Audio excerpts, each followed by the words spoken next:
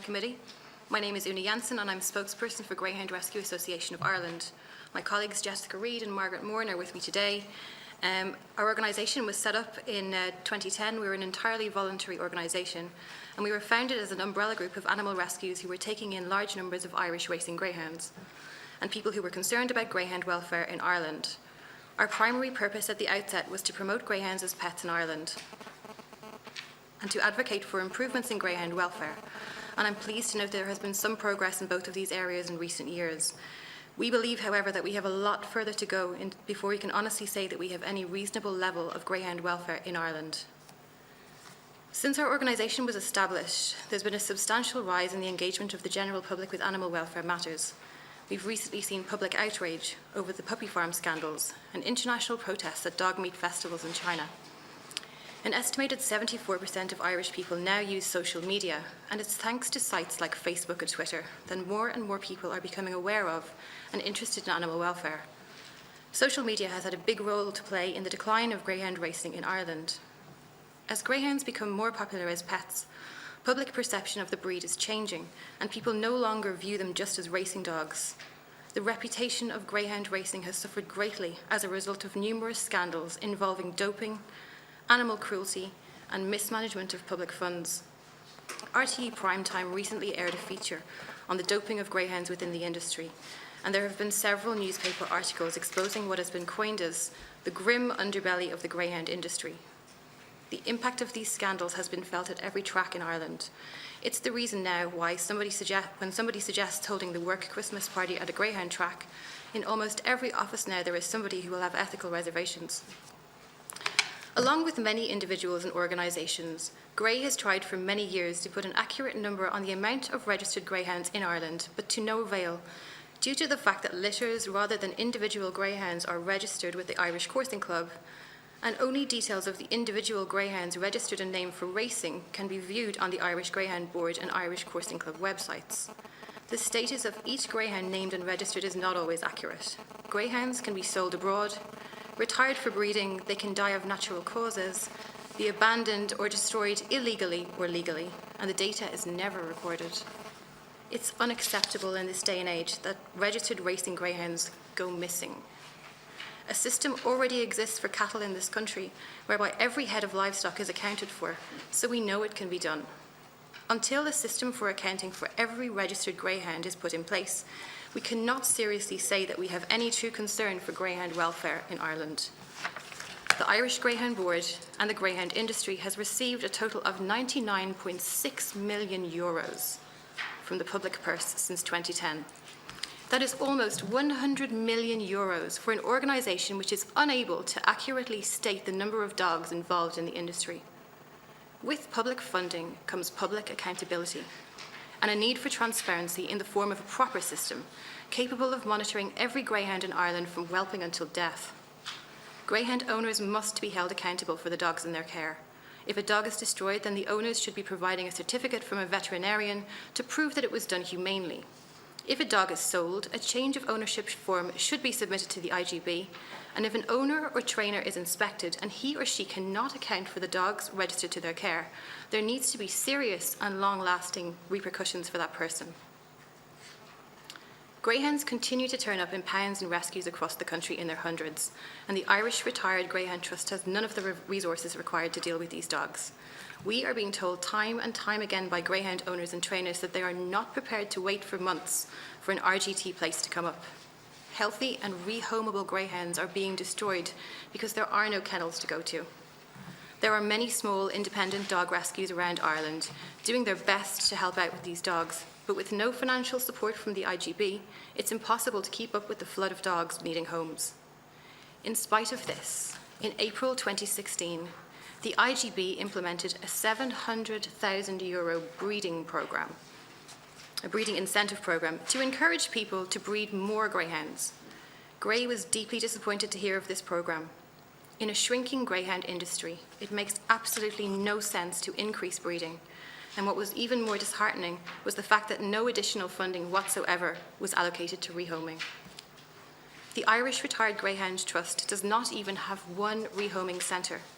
Its British counterpart has 65. the Irish Retired Greyhound Trust received just over €200,000 in funding in 2014. By comparison, in the same year, the British Retired Greyhound Trust received £1.4 million. Indeed, the Indicon report of 2014 recommended a significant increase in funding to rehoming organisations, but we have seen nothing to date. There are other issues in the industry which GRAI believes need to be addressed, but we believe that the three of most concern are lack of traceability, lack of funding for rehoming organisations, and the need for greyhound breeding to be decreased. We appreciate that the issue of exports could not be accommodated in these amendments at this time. However, areas of exports do raise huge concerns for GRAI, and we look forward to the progression of the recently proposed amendments for this bill from TD Tommy Browan. We hope to see deserved time and support given to it. It is most encouraging to see that the Department is reviewing greyhound welfare legislation, and we are cautiously optimistic about the results of today's session. Thank you. Thank you very much, Ms Jensen. Just members, we have on our screens, we can put up the heads of the Greyhound Bill for our own information here for the meeting or today. Now we can maybe put it up at the moment so we can refer back to it if we need to during the course of the questioning. Is that all right? Okay, members, now we'll take questions. Members might wish to indicate. Senator McLaughlin and Deputy Kenny. Yeah, I thank you for your presentations, and I just wanted to maybe direct the first question I have to the Irish Council Against Blood Sports. It's clear from your presentation that you've reached the conclusion that the racing industry in terms of greyhounds is not. There's no future from your perspective. That it's beyond reform. So I just want to tease that through. And then the presentation that followed from the Greyhound Rescue Association appears to be more measured in terms of traceability, and in terms of, they seem to, maybe I'm wrong about this, have a view that if you put in place strong legislation, traceability, removing doping, looking at the issue of exports to countries that obviously, I think that has to be agreeable, that if there are countries that do not have practices, first of all, let's sort out our own practices, and if we have practices that are at a level that are humane, in terms of the animals. So I just want to tease through. I mean, is there a happy medium, or is it your view that greyhound racing should just be banned in Ireland? Or is there things that you would ask us to insert in this legislation that would address the concerns, and many of which I think any decent person would agree with?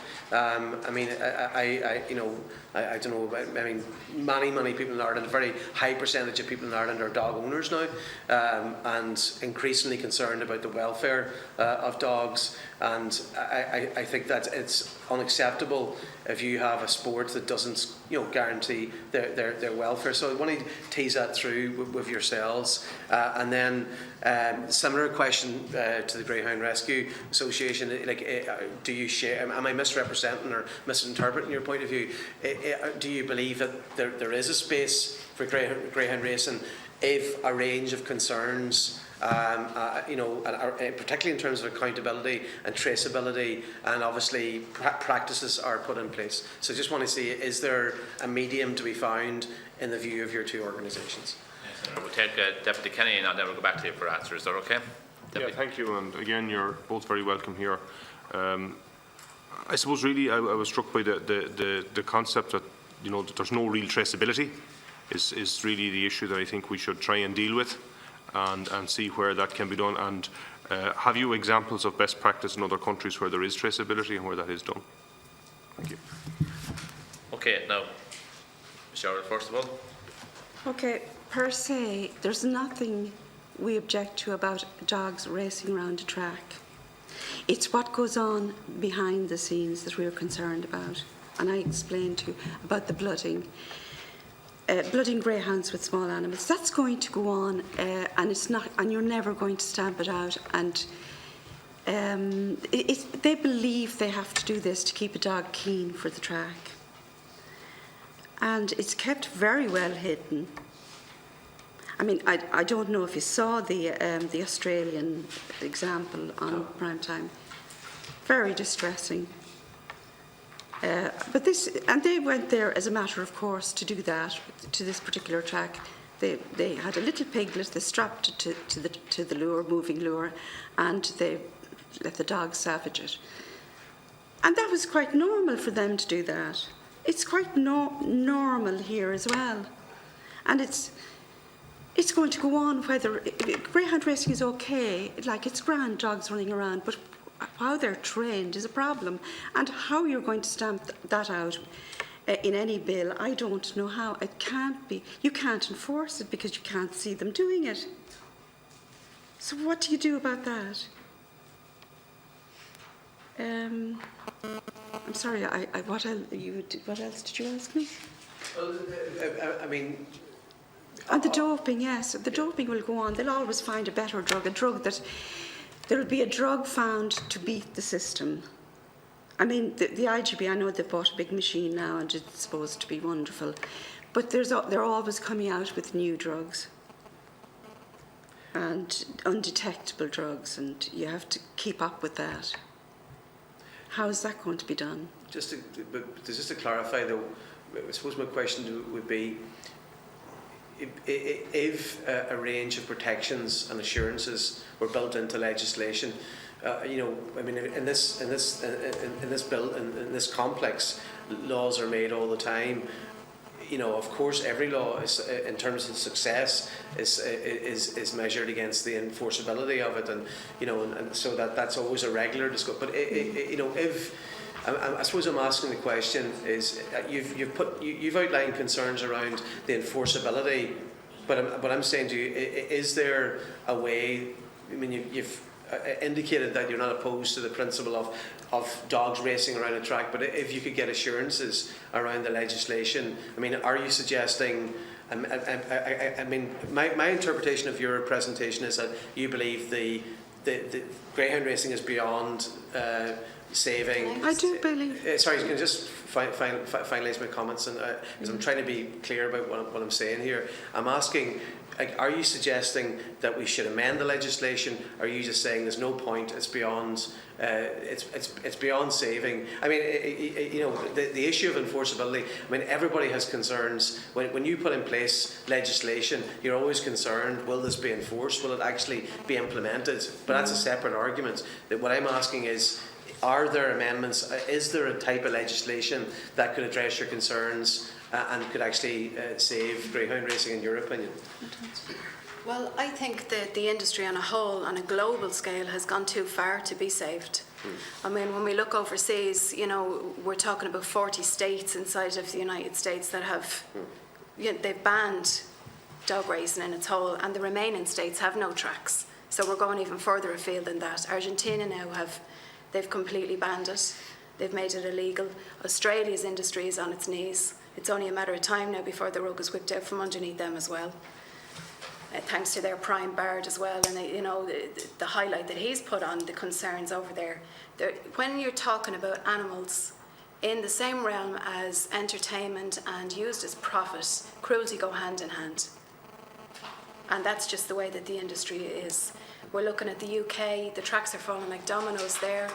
Tracks here that we have, you know, that have always been kind of a stable point of our own greyhound racing industry here in Ireland, like Harold's Cross, are now having to admit defeat and shut their doors, which was something that was never foreseen down the line with people within the bubble of the industry that would be pro.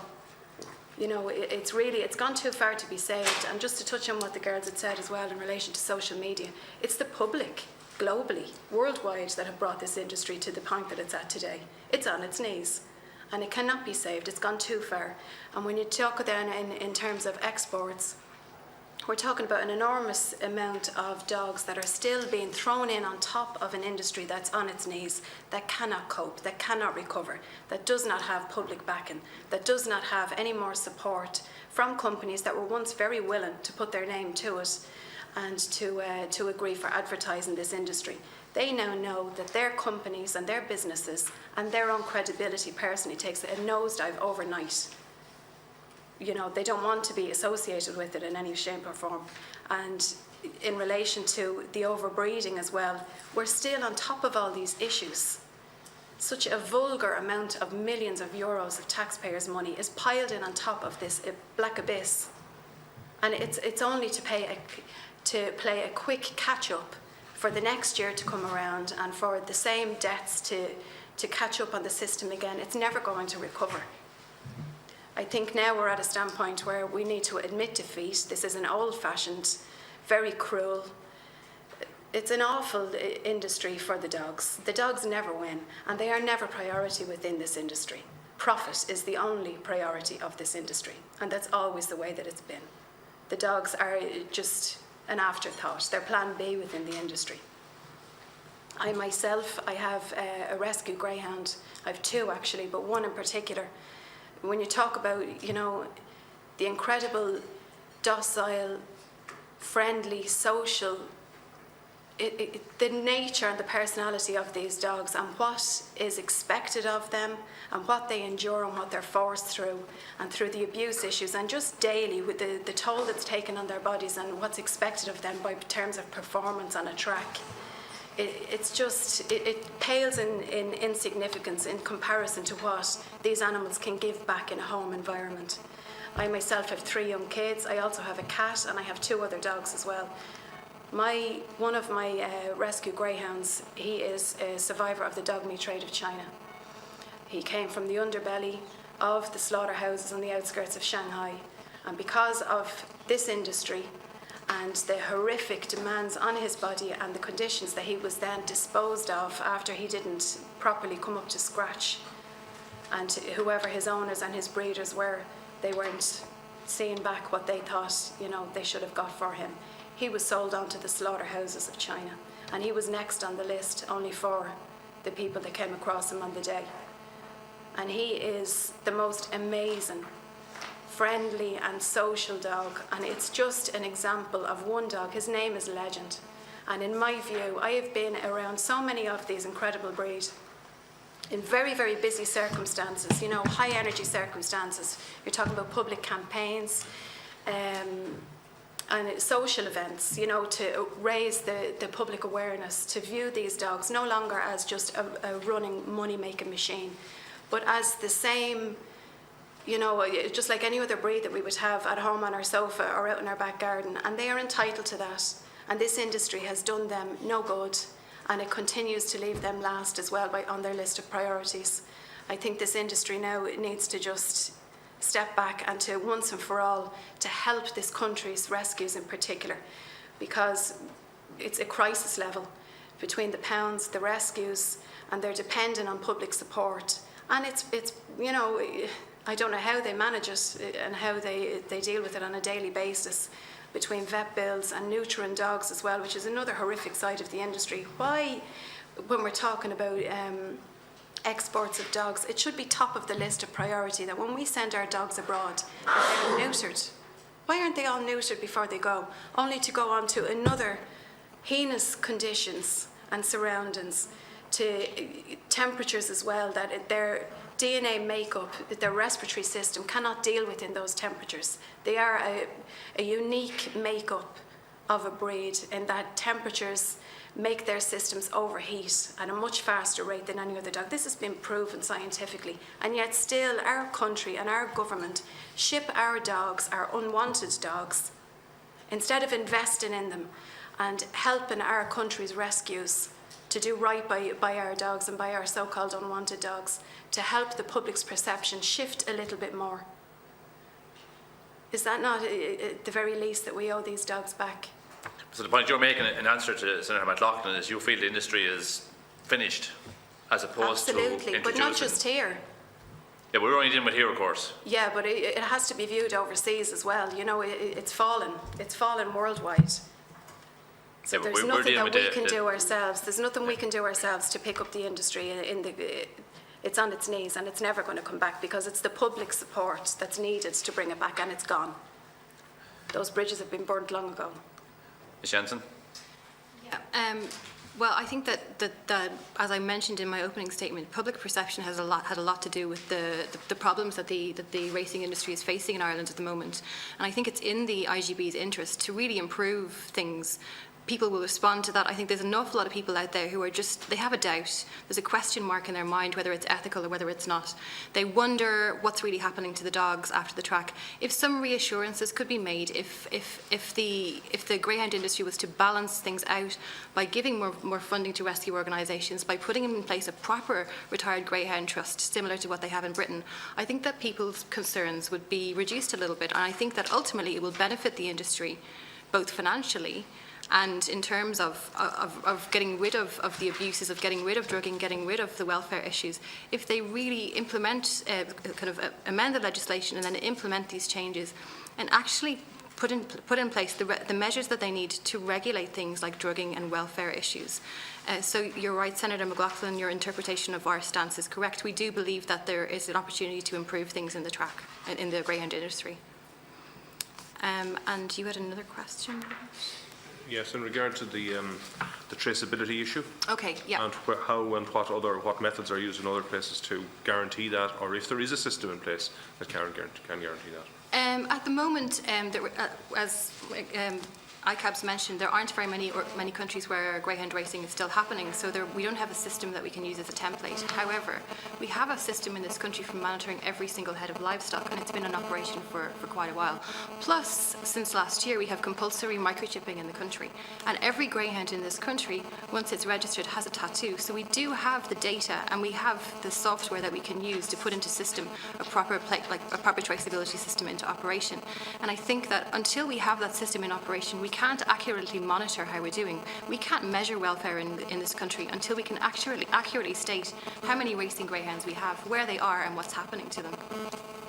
And Ireland as there isn't a good system in place anywhere else, we have an opportunity here to be world leaders, to put a really good system into place. Okay, Deputy Cahill and Senator Daly next. Thank you, Chairman. First of all, I'd like to welcome the bodies, the two representative bodies here today who have made a very good case on their behalf. I just want to say that first of all, I'm a greyhound owner. I own greyhounds, and I'm a director of a greyhound track as well. And I think the point made on dog welfare and animal welfare, I think, is well made. I think our industry is to prosper as we go into the future. I think I would agree totally that definitely more resources has to be put into dog welfare, and I think this bill that is currently under scrutiny, I think will address that issue, and it's definitely enough resources in the past haven't been put by IGB into dog welfare. Just there was points made there on doping, and you know that this thing that doping is widespread in our industry, and I just have the Indicon report open here in front of me. And in 2011, 0.9% of dogs that were tested returned a positive test. In 2012, that was 0.8%, and 2013 it was 0.7%. And the analysis of the majority of those dogs that turned up with a positive test are showing that it is in the animal feed, in the feed that those dogs are being fed, that there's traces of substances being generated in the tests. And this has been proven conclusively, and unfortunately we had a number of high-profile cases where dog trainers took legal action as regards the results of the test and proved conclusively that was the animal feed resulted in the doping, in the failure to the doping tests. So I think this myth that that doping is widespread within our industry, I think that has to be put to bed firmly, and the figures are there to show that that is not the case. And the other myth that dogs aren't looked after, and you will always have exceptions in an industry as widespread as this, where a small minority of owners won't look after the welfare of their greyhounds. But in the vast majority of cases, dogs are extremely well looked after and extremely well minded. And someone there just said, money-making machines. In my experience of greyhounds, they're definitely not that. But leaving that aside, the vast majority of greyhound owners look after their dogs extremely well. And like if you go into a greyhound establishment where dogs are being whelped down, when a bitch is being whelped down, you'll see the comfort and the, you know, you'll see an infrared lamp over the pups. You'll see the comfort. The litter will be extremely dry under the dogs, and they will be, you know, minded exceptionally well. And like I know, you know, you will get up 2 or 3 times a night to look after those pups in the first week, you know, to make sure that, you know, they're getting adequately fed and getting adequate comfort. So, you know, to have a wide umbrella to say that greyhounds, you know, aren't treated well, you know, isn't correct. Now, I know you will always find exceptions to the rule, and they, you know, hopefully when this legislation is enacted, that we will be able to root out those ones who are doing the industry, the reputation of the industry, no good whatsoever. And you will find that, you know, some of those dogs, there is, you know, we have instances of dogs who have been stolen from premises and, you know, are used by, you know, groups going around. I suppose poaching would be probably the best word for it, and definitely, you know, it is an illegal practice, and hopefully, you know, it can be stamped out. But I think this bill will go towards some of the way to addressing your concerns. And I think, you know, we all want the welfare of greyhounds as paramount for us all. And, you know, I think it is essential to have public opinion behind our sport, that the welfare of dogs is looked after in this bill. But I would be convinced too, when this bill is enacted, that the myths about the widespread doping will be put to bed once and for all, and I think that will be for the benefit of us all. But looking forward to working constructively in the scrutiny of this bill, and hopefully that when it is enacted, it will be the benefit for an industry that I, for one, won't put into the graveyard just yet. Senator Daly. Thanks, Chair, and I want to welcome both groups here today and thank them for their presentation. I just have one area I'd like to address with them, as I say, and as Deputy Cahill has said, as we look at this legislation going forward and try to get the very best legislation we can. Head 2 provides for a basis for administrative sanctions as opposed to criminal sanctions for breach and the greyhound racing rules. And I'd just like to get the opinion, or hear both groups' opinions on teasing out that point. Can the groups comment on whether the use of administrative versus criminal sanctions is a sufficient deterrent to those in breach of the greyhound racing rules?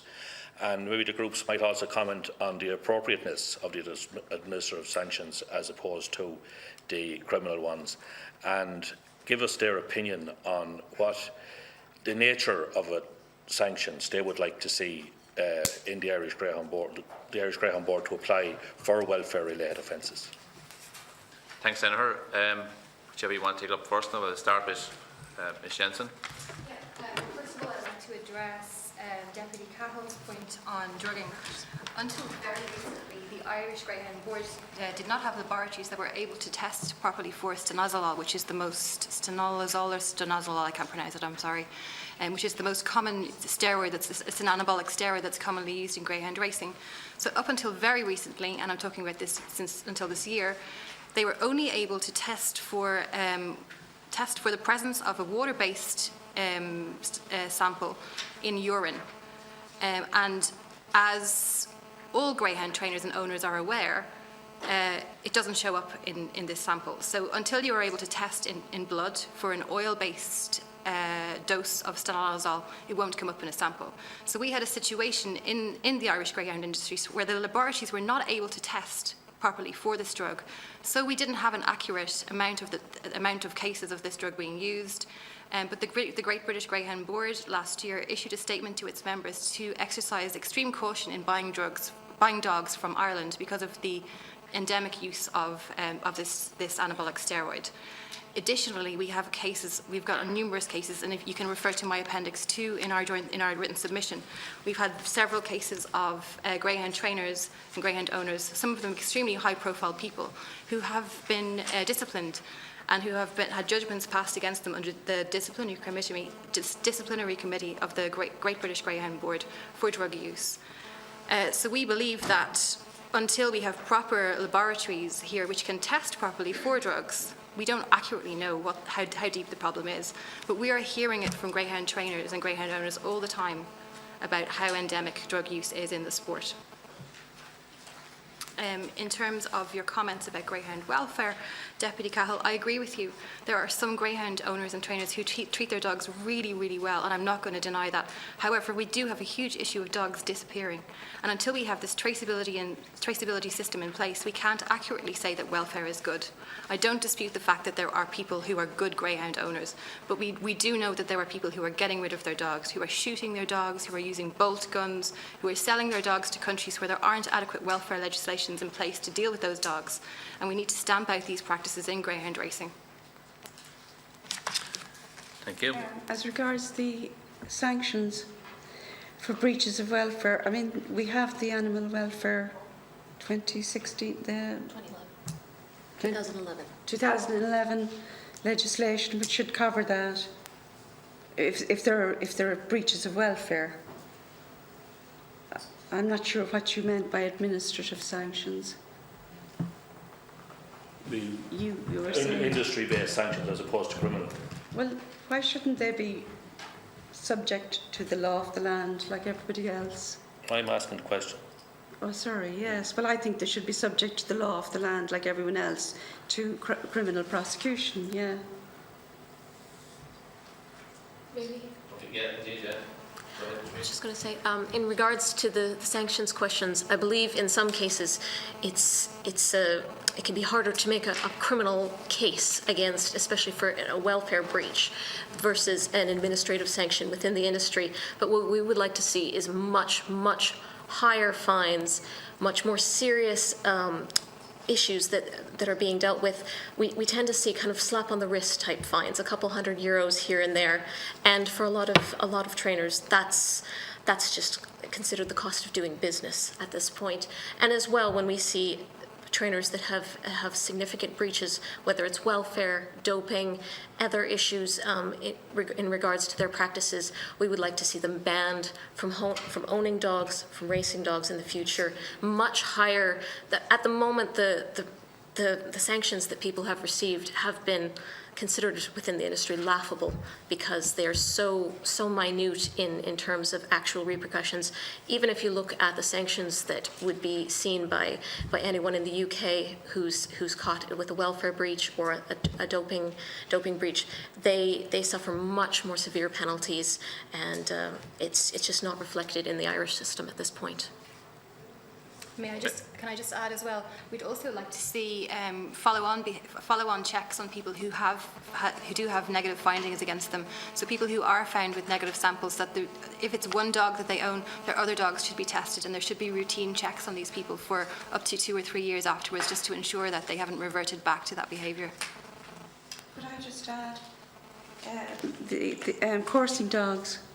Coursing dogs, the positive results aren't published online. They're published in the Sporting Press, which is the coursing club's newspaper, and it's a very random. It's published. They're published randomly in that now and then, and the paper only comes out, I think, once fortnightly, once a week, but it's not widely distributed throughout the country, and it should be only bought by greyhound people. So it should, the Irish Coursing Club, notwithstanding that we think hair coursing should be banned, they should be required to publish online results as the IGB do. More transparency again, basically. Yes. Okay. Yeah. Okay. Deputy Penrose. Thanks the two groups there for interesting observations and submissions. I noticed that Irish Council Against Blood Sports basically says that industry is close to being irredeemable, particularly at an international level, not just at a national level, and it's beyond the point of rescue. And the only way forward is to effectively ban it outright. That's what I take from their submission. But I think it's a dangerous precedent to tar everybody at the same brush in the greyhound industries, and people who are owners and everybody else. A lot of them do look after the animals with great care, and I think it's important that should be distinguished. I think it's important that the legislative object of the Greyhound Bill 2017 should be looked at, because implicit in the bill is the objectives of the Endicott report and the Morris report, and indeed the 2016 report that we brought forward here from this committee, which I think had a significant amount of things. And that was basically, you know, to secure significant improvements both in terms of welfare and indeed of treatment of animals, and to deter and cut out this doping, which is rampant. And I accept what people are saying there in their submissions. There's no doubt in that. And to effect a cradle-to-grave level of supervision and protection of animals involved in the industry. And that means dealing with traceability, microchipping and dog breeding and dog sales of dogs, and the nature and methods of achieving that as well, and the important question of greyhound welfare, puppy farming and smuggling and breeding that we did read about, and the exports of greyhound at international level. I think that's something that this bill is weak on. As both groups have raised a question, and very fairly put, why would we send our greyhounds to countries that have little or no animal welfare legislation? I think that's a very important point, and well made by both groups, and I think that's contained in the Welfare of Greyhound Amendment Bill 2017, and I think it would be remiss of us not to certainly focus upon that and incorporate elements of it into it when we make a submission. There are, detailed measures to prevent the cruelty and things like that, but I want to ask the group themselves, there is a heading here, heading 9, dealing with the amendment of the Principal Act here, and it does allow the Greyhound Board now to use funds to enhance the welfare of greyhounds. And can any of the groups comment generally on the need for additional funding to improve racing greyhound welfare, and whether this is sufficient, and what level of additional funding do you feel is necessary to ensure and secure the enhancement of racing greyhound welfare?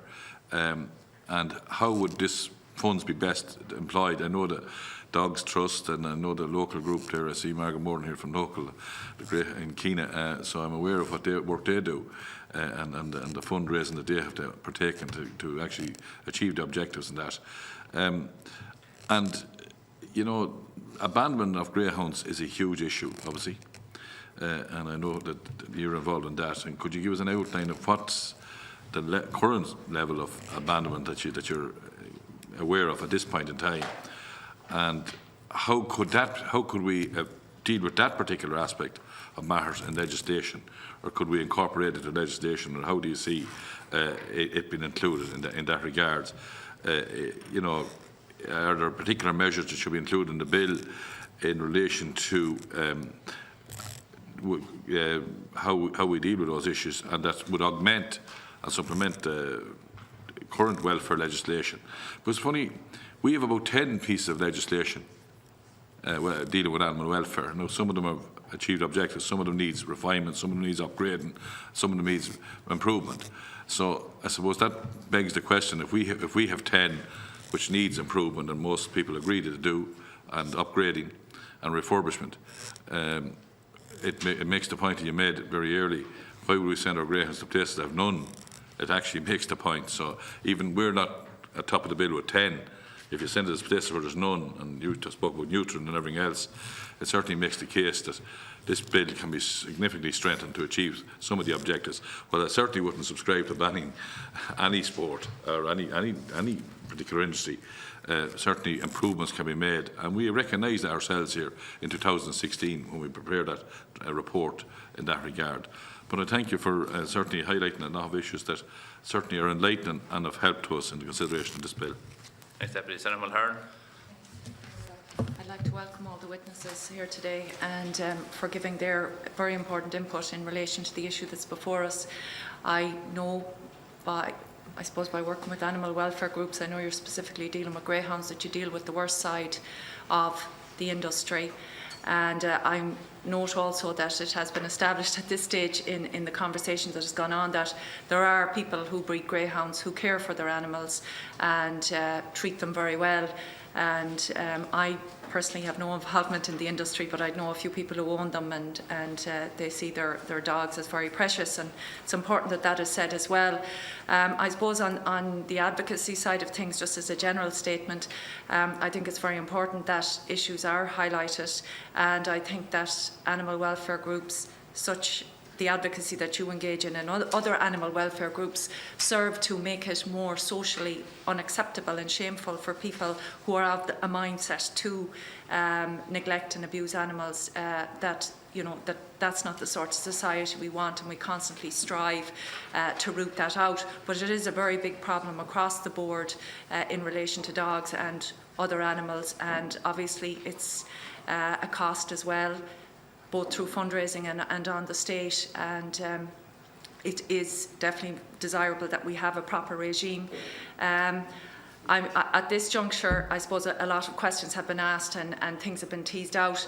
Notwithstanding reservations about where the industry is at, I would understand that you would be happy that we're trying to at least address issues around animal welfare and work towards that, and that's what we're trying to do in this legislation across the board, because there are a lot of people who have a passion for this, and that's aside from making money and so on, I suppose there's just one question, because a lot of questions and points have been made, that I would ask, and you talk about the importance of social media highlighting issues, but I'm just wondering, in terms of enforcement and animal welfare legislation, like, to what extent does social media and people witnessing events and cruelty, does that play a part in achieving convictions and prosecutions, or sometimes it's just churned around, and I just wonder at times, does anything, things are posted on social media,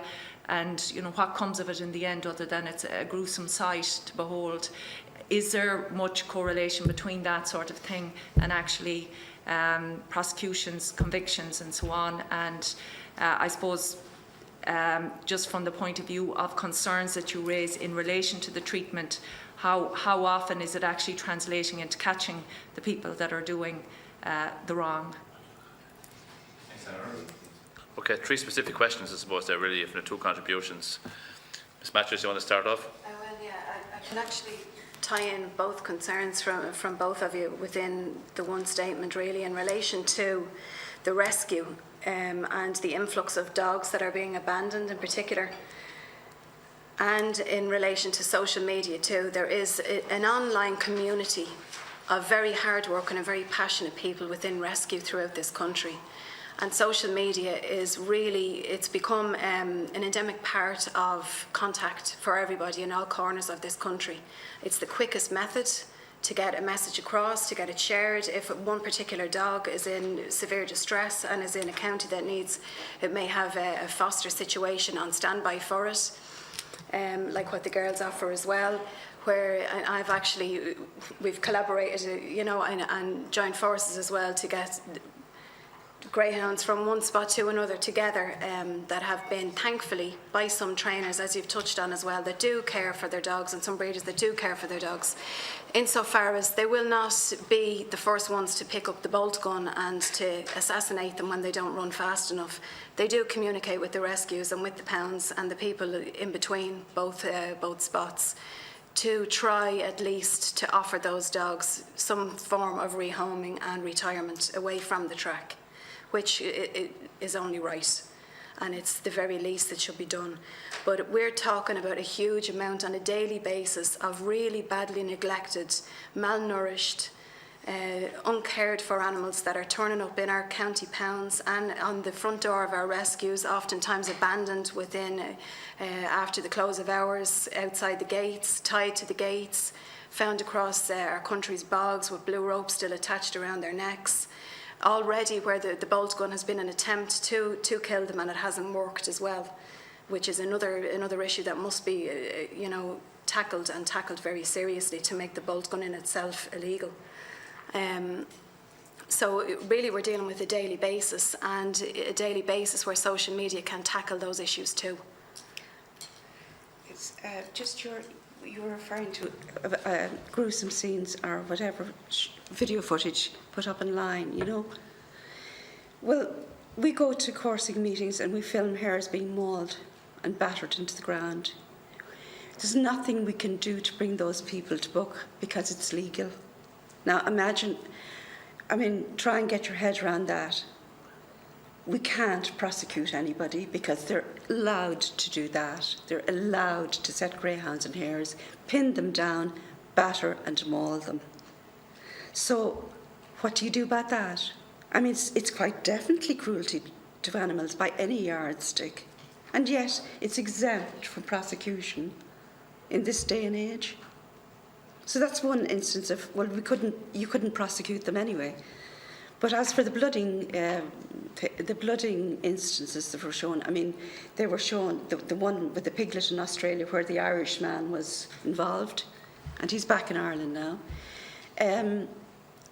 That was prosecuted. Well, he was disqualified from. In the UK and in Australia. He was disqualified in Australia, and the judge hoped he would be disqualified in other countries, but not here. Well, I understand there may be a disqualification. But the one in Donoskia, yes, they went to court. In 1994, they were brought to court. They got 6 months. And I don't think they served a day of it. I'm not sure about that, but I think it was appealed. As regards the funding issue that I think it was Deputy Penrose mentioned, the funding required. Have any thoughts on that? Yes, thanks, Deputy Penrose. I think that if we talk about best practice, we could look at an organisation like the British Retired Greyhound Trust, where in my opening statement I mentioned that they received £1.4 million in 2014 in comparison to the Irish Retired Greyhound Trust, which received €200,000. So you can see there's a massive discrepancy between that, despite the fact that the two industries are of a reasonably similar size. So we would like to see an increase in funding, and we'd like to see the establishment of an RGT that is far more organised, that has rehoming centres and has much more resources available to it. And we would like to see more funding for private independent rescues around the country that are struggling to deal with the flood of greyhounds coming in. You also asked for some statistics, did you, for some numbers? Well, I can tell you that between the years 2010 and 2015, 2,896 greyhounds were surrendered into Irish pounds, 2,497 greyhounds were destroyed in Irish dog pounds, and 399 greyhounds were homed or collected via the Irish dog pounds. And that does not cover the dogs that we know are disappearing. So that does not cover dogs who are being DIY euthanized, or who are disappearing, or who are being sold on to disreputable people, or who are being sold for export to countries like Spain, China, Pakistan, etc.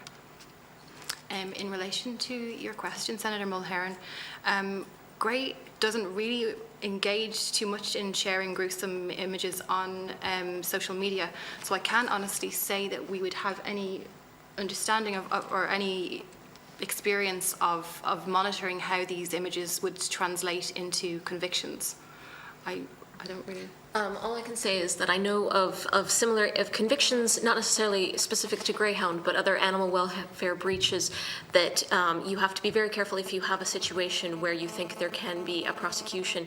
It's actually advised to keep that off social media, because some of that can lead to a problem with your evidence if given in court, if it's actually taken as a criminal prosecution as well. There was a case in Galway with a rescue that a very serious case was taken against them.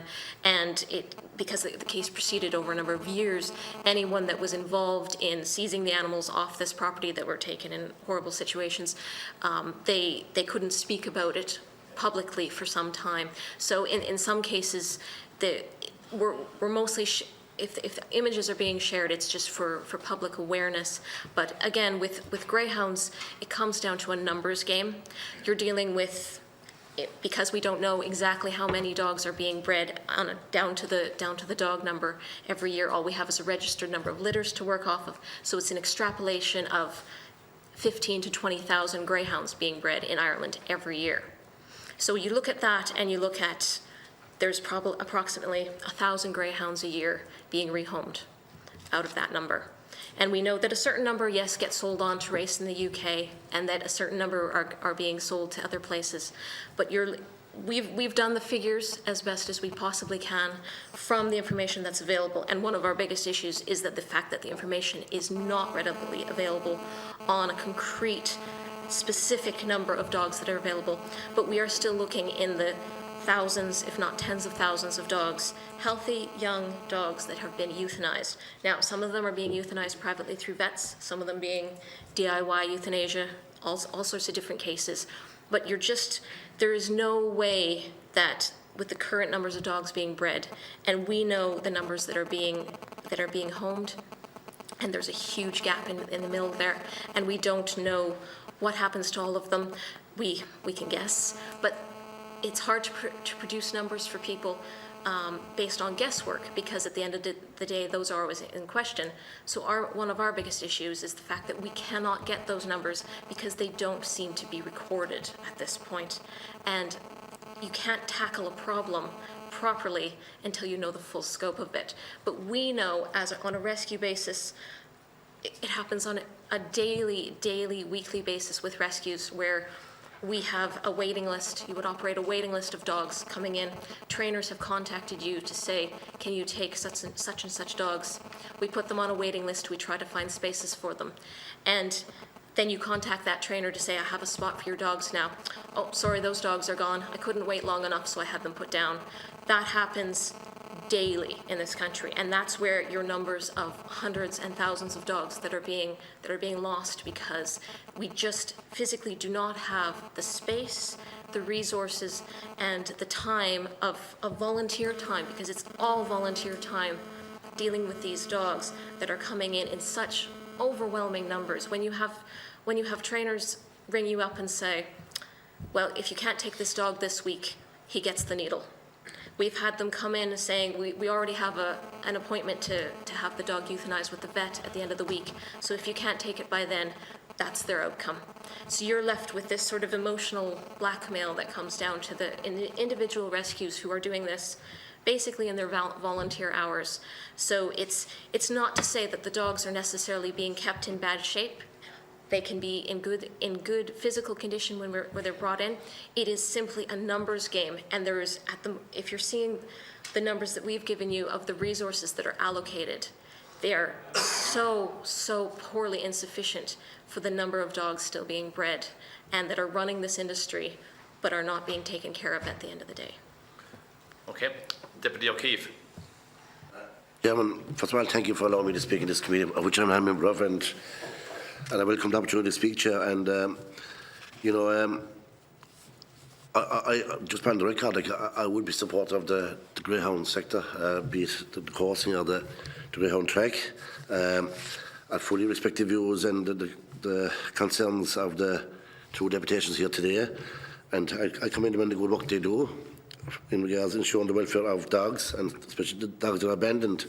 I suppose a few questions I would ask, Chair, and one of them is following on Deputy Pinrose's question is in regards, as a percentage of greyhounds that end up in compounds, what's the percentage of greyhounds in the various compounds throughout the country that are actually inside in these dog pounds? Are half dog pounds full of greyhounds, or are they all breeds of dogs in there? The issue there, Chair, then is we're here today, and we're providing the legislation going forward, and hopefully we'll be able to regulate those involved in the coursing and those involved inside the tracks. There's another sector out there, another community that no one seems to want to regulate, and the other people who come out and the dawn and dust into the countryside. Out lurching is the word you're well aware, Chair, the word lurchers, and there's no talks about them, they just disappear, and the other people who are actually cleaning our countryside of the invaluable hare species, and no mention, and I think more should be thought about this area in regards dog welfare, because no one's watching these people. But Chair, in regards to exports, then we are a nation of exports. No matter what commodity business we're in, be it agriculture, drinks, or whatever, we maybe just because we produce a good dog, I suppose the issue is here, like, is should we provide more controls and regulation in regards to what countries we export to? I have to laugh, like, that some countries that have been given out about where we export to, we have no problem doing deals on other businesses and no complaints. So surely what's good for one is good for another. So I would say, Chair, like, I agree it is a problem, but things have come a long way. Like, even for example, in regards, you should mention there about the coursing dogs, about the drug testing. I think in fairness to the Coursing Federation that they actually have their samples sent abroad to an independent lab for analysis, like, that in case that someone think there's a quick fix there, like, there isn't in fairness to the coursing sector. But, Chair, I would just ask, Chair, like, I'm not denying there could be a problem there, like, and I know that the adverse publicity we got from the RTE programme, I think it needs to be balanced. But I would ask, the simple question, following Deputy Pinro's question, is inside the dog pounds at the moment, what percentage of greyhounds are there? Thank you. Deputy Healy Ray. Thank you very much, Mr. Chairman. At the outset, I'd like to apologise for having to leave, but I had another meeting, but I was keeping a watchful eye on what was going on. And I thank you all for being here today, and I appreciate the opportunity to say a couple of brief words. The one concern that I would have, and I appreciate very much where you're coming from with the concerns that you have here today, but the one thing that I'd like to put on record is the fact of the people that I know, and I don't even like to use the word who are involved in the industry, because the people who I know are people who love their greyhounds. They love what they do. They take care of their dogs, and they're genuine, committed people. And they're not blackguards. They're not people who would want any type of cruelty or anything to go wrong with their animals. And I mean, I'm sure that you must respect that as well. Like every person involved in every walk of life. You could have, like, look at the amount of farmers who are always kind to their animals, be their sheep or whether they're horses or whether they're cows. But then, of course, you will get a rogue person who won't take care of their animals. You'll get a rogue person who won't take care of their family. So, but you can't go painting everybody with the same brush. And that's all I'd like to put on record is the people who I know, the people who have dogs, that train dogs, that race dogs, that course with them, and that do all the different aspects of dealing with the greyhound industry. They're very kind, they're very committed, they're steeped in the tradition of the sport that they're involved in. And I'm delighted, and I'm very glad, and I'll put this on record, that I know plenty of people who are middle-aged and older people, and they have children and grandchildren who have interest in dogs, and they are going to be participating in this, what I would call sport. I don't call it an industry, excuse me for that. And they are going to continue because they like it and they like their dogs. And I think that's very important, and I think that should be acknowledged here today. And we all have differing views and problems with regard to the IGB and all that. But what I'm talking about today is the people who are important to me, and that's people who own greyhounds and who, as far as I'm concerned, are very good people and who do their best at all times. Thanks, Deputy. To sum up, we start at the top. Ms. Jensen. Yep. Okay, Deputy O'Keefe. So I already gave the figures of the amount of greyhounds. Pardon? Oh, no problem. I did give them. I'll give them again. So between the years of 2010 and 2015, 2,896 greyhounds were surrendered to Irish dog pounds. 2,497 greyhounds were destroyed in Irish dog pounds. Oh, no, sorry. I asked in the overall context of dogs, subject to the compounds, how many, The percentage of greyhounds compared to the overall dogs? Yes. Yes.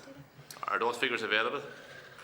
I don't believe we wouldn't have those figures readily available, but what I would say is the number of greyhounds that are actually euthanized in pounds is only a very small percentage of the greyhounds that are euthanized every year, because the vast majority are probably being done privately through veterinarians. Oh. So that's why our figures, even the figures that we have for the figures from the dog pounds, the reason we bring those up is because those are the only recorded figures for greyhounds euthanized in Ireland officially, because we have no way of accessing the figures for the dogs that are euthanized through other means, through veterinarians or other means themselves. So we wouldn't say, like, these numbers themselves are quite low in that standard. Now, in terms of the number of dogs overall in the pounds, that would probably come down to your general animal welfare legislation. But greyhounds are considered separate from that because they have their own, the Act from 2011, and they're considered basically an agricultural commodity still at this point so they are considered separate from the overall dog animal legislation. So we would we have huge concerns about the lurcher issue in this country and the lamping, the illegal hunting, the poaching that goes on, but that is something that cannot be brought before the IGB because only registered tattooed greyhounds are within their remit for control. So any greyhound type dog that is found in terrible condition, if they do not have tattoos, that then gets pushed onto general animal welfare legislation because they are no longer considered, there's no way to prove that they are a full-bred greyhound, and many of them that would be involved would be considered a lurcher, which is a crossbreed of any sight hound, not specifically just greyhounds. So a lot of the lurchers that would be used for that sort of activity are actually of Saluki and other type of sight hound stock, possibly bred with greyhounds, possibly bred with other working dogs. We would love to see as well a huge amount of concern for that, but again, it's almost a separate issue at this point because it cannot be within the remit of the IGB if the animals are not tattooed. Thank you. On your second question, yes. With regards to exports, we would like to see much tighter controls on exports to countries where there isn't adequate welfare legislation in place. Okay. Can I just add to that as well, just before we move on from that, just in relation to the rescues that are overseas, that are taken, the influx and the overspill that our pounds and our rescues here at home cannot deal with, that needs to really seriously be acknowledged. There is a huge amount of dogs that have been rehomed in countries like Italy and in UK through the rescues over there. I know an awful lot of the dogs here between Cara Rescue, Paws, and the girls here as well with Hug, they have set up really a two-way system between these rescues overseas that see these dogs as family pets and that are willing to open up their homes to them after, the rescues have personality traded and temperament tested these dogs for being in the vicinity of, and testing their drive, their chase and their instinct to actually chase, and what best circumstances will suit that particular dog one-to-one to rehome them. And I think that needs to really have a parallel when we look at the overbreeding of the system here in the country. Why, when our dogs and the overspill that cannot be dealt with because the numbers are too high, we have to look outside of our country to clean up our own mess from those dogs that are bred here directly? That shouldn't happen in the first place. And if it happens that the system is overloaded, well then breeding has to be cut back. And that has to be an ongoing communication within the rescues as well. There has to be some communication across the board within the greyhound industry. It has to be worked in connection with the rescues. It can't be kept in this little bubble anymore because it is overspill. Deputy. The lady's saying that when the dogs get to this destination, they're then considered not fit for racing or breeding. When they get to these Italy's or Shanghai, They're taken in as pets. They're rehomed as pets. In Italy and the UK, where greyhound racing is not carried out, they are taken in as pets. Right. But here at home, we still, the public generally, although the public has waned in their support for the greyhound industry and the track attendances are down, there's still that connection is yet to be made completely where a greyhound is seen as a pet. They still have this vicious kind of a tag over them, bloodthirsty, and they're just out for the hunt. Whereas in countries like Italy, they're seen as a very graceful dog, and they have a different connotation attached to them as what we have here still. Why do they take them so they can't mind them? What I'm trying to get at, how did the dog end up in Italy if they're not wanted there? Because here in our country we have too many to rehome. Yes. And obviously if you create an export, you must have a destination for the product. Yes. So who's buying the dogs at their end? The rescues are taking them in Italy. Set up rescues like Pet Levieri in Italy. Different rescues like Cage Nationwide and Birmingham Greyhound Protection in the UK are taking these dogs from the likes of our Irish rescues because they cannot cope with the overspill of dogs that they have on their premises. It's not possible to rehome them. Needs to be revisited. Thank you.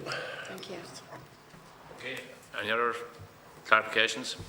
Yeah. In terms of actually how the process works, if you're an Irish rescue and you're going to be sending dogs abroad, from the experience that we've had with rescues in Ireland, you would work with a partner rescue in another country that would then carry out home checks and would assess people's suitability for adopting the greyhounds as pets. So they would be done on an individual basis to make sure that every dog that is taken over there is actually brought to a home and not sold on for other purposes. It is also a requirement for the Irish rescues that we're aware of that all dogs are spayed and neutered before they leave the country, so there's no possibility of future breeding in external countries. And then we obviously have to comply with Department of Agricultural regulations in terms of microchipping, vaccinations, pet passports, belie certs, and all of the paperwork for every single dog that leaves the country has to be sorted with the rescue before they're allowed to be sent abroad. So they're not being exported to be sold, they're being exported to be homed as pets, and it's done on an individual basis. So each rescue is sending 6 dogs, and they know all of their names and their histories and the personality of those dogs that they're sending so that they can be matched into appropriate homes. Can I ask a question there? Sorry to put it across you. Who pays for that process, the export process? That's a good question. Have you obviously have a contact in the other side of wherever? It's usually an agreement worked out between the two rescues that would be fundraising. Most rescues are primarily publicly fundraised to get a dog across. It probably costs in the region of €300 per dog to prep them, get the spay and neuter done, vaccinations and kenneling, transport fees to get a dog sent out of the country. So you're looking at in and around, and that's without any extra medical requirements, dogs without broken bones. And how many per year on average would you send away? So, for instance, one of the groups that we're associated with is called Homes for Unwanted Greyhounds, and we would have saved 139 dogs last year. And I think just over 100 of those would have gone to be exported abroad. But regardless of whether they get sent abroad or if they're homed in Ireland, every dog is spayed and neutered, microchipped, and vaccinated. So you're looking at a cost of $200 to $300 per dog to be prepped in order. So that when we're talking about the funds that can be allocated for rehoming, that's the kind of cost you're looking at on a per dog basis. And you're looking at thousands of dogs in this country that need that sort of care and attention taken to each one before they have the opportunity to be rehomed. And what kind of relationship would you have with the owners and breeders now, for example? That you said a few minutes ago that an owner or a breeder could contact you to say there's a dog needs to move on. Have you room for him? Would you know every owner and breeder in the country, let's say, for example, or legitimate? We certainly wouldn't know everyone, but we would have a working relationship with a good few, and most rescues would take dogs from certain geographical areas. So some would take dogs from Cork and Kerry, and some would come from Limerick, and different, because obviously it's an extra cost to be transporting a dog all the way across the country for rescue purposes. But we would have ongoing positive relationships with a lot of trainers because many trainers are very, very happy to have their dogs sorted at the end of the day, to know that they don't have to be euthanized, that there is another option, and that there are people in other countries and even in Ireland that will see them as pets and would be happy to have them on their sofa. When the dogs go to Italy, they're greeted with a red carpet arrival. They literally walk individual dogs down the red carpet to meet their new families, and they film it all. And it's wonderful to see a place like that where the dogs are actually treated with respect and they're desired to have as pets. So that's what we're working towards here is greater awareness within the Irish public of dogs, of greyhounds as pets, so that they would be seen as a desirable pet to have in your own home with your families. Okay. Any other members, any questions before we conclude? Okay, that concludes this part of the meeting. I'd like to thank you very much for coming before our committee today. This meeting today will fit into the overall process. We've had your submissions today. Obviously, we've had a good engagement. We will have further engagements over the next number of weeks in advance of us doing a report on the legislative scrutiny, which we intend to have completed by, I think it is mid-June. And hopefully the legislation will be enacted at some stage then later on in the year. So again, thank you very much for coming forward to the committee today and making your presentations. Thank you very much. The meeting is suspended until we get in the next group in 2 minutes.